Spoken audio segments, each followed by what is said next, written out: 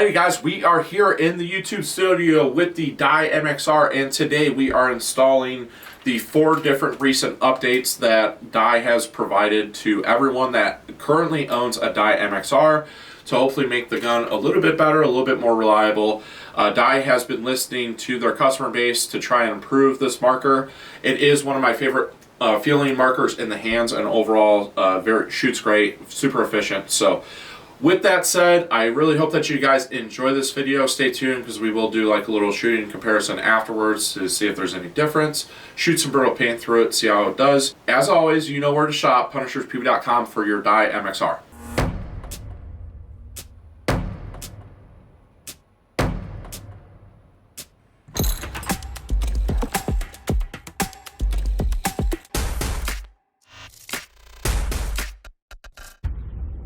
Okay, Cody, we've got my Cyber Gold, one of my favorite color options here, and we are here to kind of go through the updates. Cody's sitting in the background, hopefully going to provide some commentary today. Yeah, if not, very good content. All right, so there's 4 different elements to this recent update that Dye just released this week. They did a very good job of getting this out ASAP to us. We have like, I don't know what, 5 or 6 guns in stock, and they sent us a repair kit for all of them. All we had to do was provide a serial number for them. Likely, same thing with you guys. If you guys didn't see Dye's official video with Nick Sloviak and Chris over at Dye, basically said that if you already have a Dye MXR, whether you bought it used or new, as long as it has not received the update, you can update it anytime you want. You're good for 1 update before you obviously would have to pay if for some reason somebody filed and actually didn't put the updated parts in it. So what does the update include? It includes a V2, that's all tangled here, 4 different elements to it. It does include a new breech sleeve. Cody, can you zoom in on that a little bit? And one way that they said that you're going to be able to tell the difference is on the bottom side here, there is a little hole, and that hole is going to be able to distinguish whether you've got a V1 or V2 tack breech sleeve. So this is the V2 version with that little hole. It also is going to come with a size 16 O-ring, which most of them have been updated to that. Next up, we've got the V2 bolt tip, which is going to hopefully help with some rollback. And then a new revised spring for the battery compartment, and then a 90 durometer O-ring that we'll get into here in a second to hopefully help with trigger return and everything else like that. To be clear, you know, most of this stuff for me was never an issue with the marker. I know that some people had issues with paint handling, and I guess the reason for the recent update on the springs for the battery was because people were diving, hitting them, and when they're hitting them it was causing a battery short, turn the marker off in the middle of a match, and he had to turn it back on. So that's the reason why they went with a stiffer spring, to hopefully avoid the possibility of when you're diving and hitting the ground real hard, it should get rid of that, any potential ability for the battery to short basically. So we're going to do the battery door first here, and keep in mind I just popped this out of the package, so I actually haven't done any of this, so we'll see how intuitive it is. Okay, so as you guys can see here, this is the original springs on this marker, and it looks like I'm just going to be able to push that out, maybe pull it, there we go. Okay, so what I did was just basically pulled it one way, and it kind of slides underneath there, as you guys can see there. There's like a little retainer portion here, and you're just going to have to kind of pull back and get it underneath.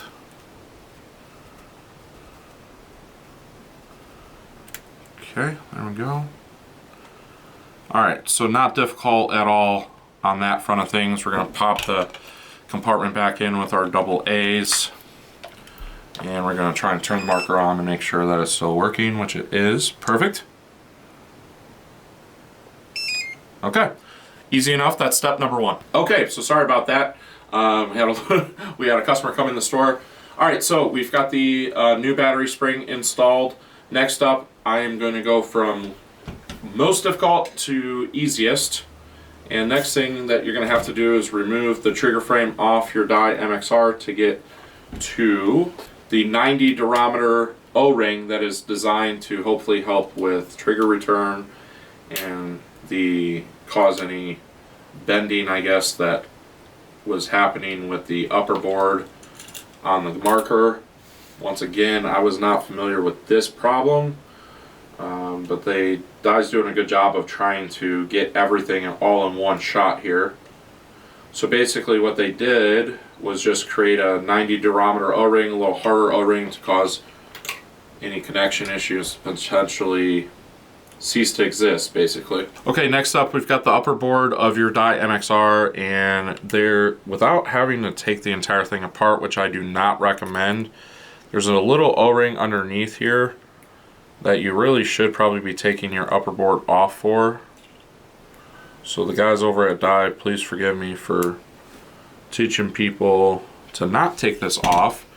But as you guys can see there, just a tiny O-ring, and we're going to be replacing it with this more thicker, heavier duty 90 durometer O-ring. All you're going to do is either remove the board completely, which is what you probably should do, or just lift up and try and get it into place here, which shouldn't be too difficult.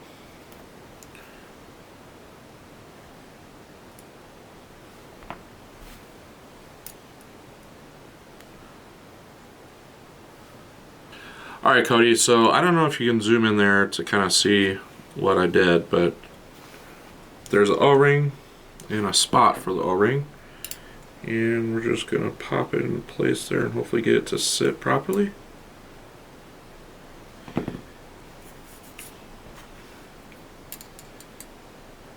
Like I said, guys, we definitely recommend trying to take the board completely off in order to do this. Okay, so after all that struggle, I definitely recommend just simply taking the board off. The board is not difficult to do. There is 2 screws that hold the battery housing into place. Simply remove those. This pops off. This is held into place strictly by this battery housing, as well as this trigger return right here. So now we removed that tiny O-ring, as I had already mentioned before, and it just kind of sits in there like that. And then we're going to take our board and put it back into place. Just pops into place like that. And one thing that I am going to do is take our magnetic return and just pop that back into place so that this board has nowhere to go. And then we're going to take our battery housing and put that back into place, making sure that the orientation, which is one way or the other, there's a little lip right here that's going to just kind of pop into place like that. Kind of slide into place, I guess you would say. And then we're going to tighten down the screws. And this is probably going to be the most difficult part, is just doing that O-ring there. Whoops.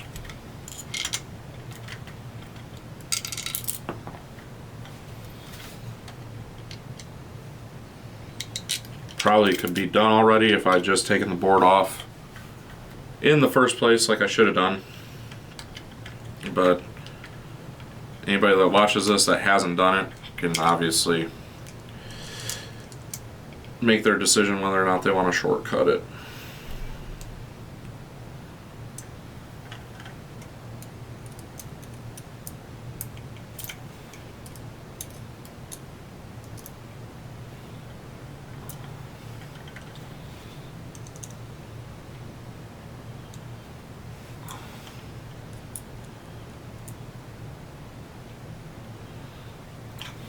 Okay, so I've got both those screws tightened down. I've got my batteries out. I'm going to pop those back into place once we're all done with the remainder of the installation. There is a little bit of gap. I'm not, Cody, can you zoom in there? There's a little bit of gap now in between the body of the gun and the actual board, which shows me that there's a little bit more tolerance there, and it's going to be a little bit tighter of a fit when we put the trigger frame with the marker back on. So I'm going to take the trigger frame now, make sure that my gasket for my solenoid is still in place, which it is, so that way we don't have any leaks when we put it back together, and everything else looks intact. When I put it together, make sure that you're careful that you've got your pins from your board that are right there. Make sure that those fit how they should into the upper board. Okay. I'm gonna hold it in place with my thumb and tighten these down, and then we'll get into the breech sleeve as well as the bolt tip.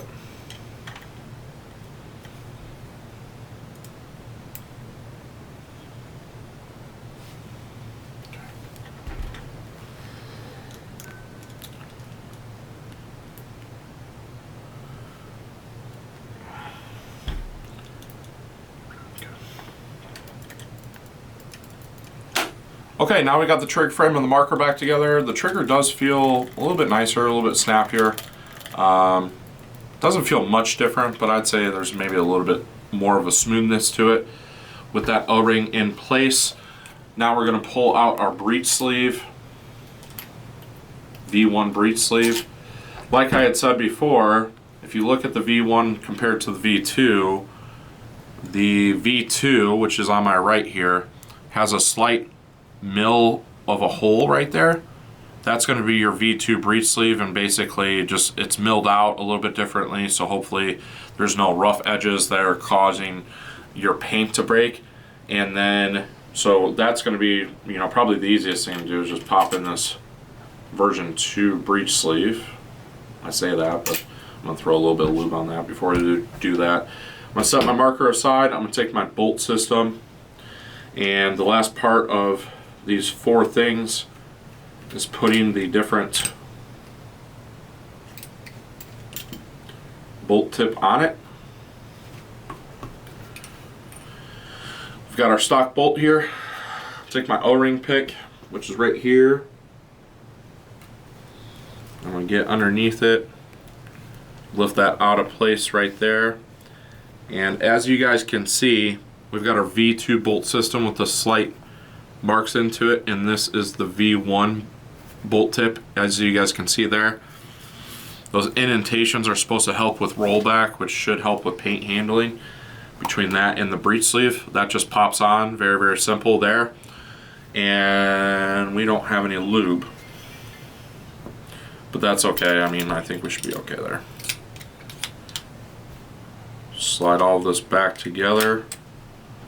Whoops, always helps to grab the can. Where's the can? There it is. And then all this pops back together. You could probably install the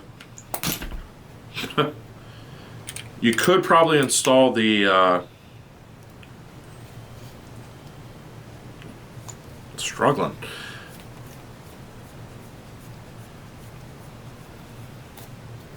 Alright, so there you guys have it. You could probably install this bolt tip without actually having to take everything apart. It could be as simple as just pulling the bolt forward, but I just figure it might be a little bit easier for first time at least. But I could definitely see, you know, you don't even have to necessarily disassemble your bolt system in order to do that. Alright, so we're in place there. We're going to pop our bolt back into place. We're going to make sure that we have our V2 bolt, or breech sleeve, excuse me. And we're going to pop that in. Applied a little grease to that.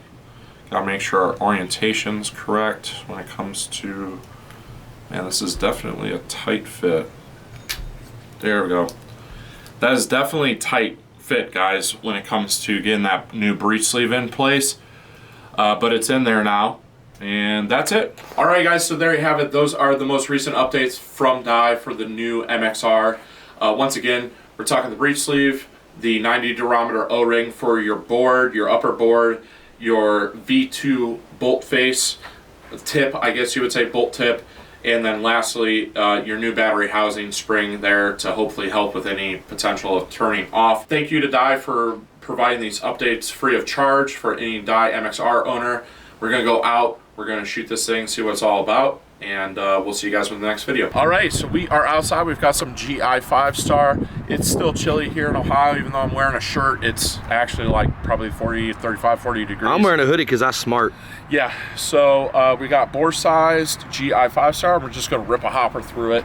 Really love the way this thing shoots. So chronograph, let's see how consistent she is. 279, 280, 281, 273. It's super consistent. Yeah, dude. That's one thing that we noticed with our initial testing with it, was it's super consistent. I'm gonna stop talking and we're gonna shoot this thing because it's cold and it's windy and you probably can't hear me. Let it rip. Here we go.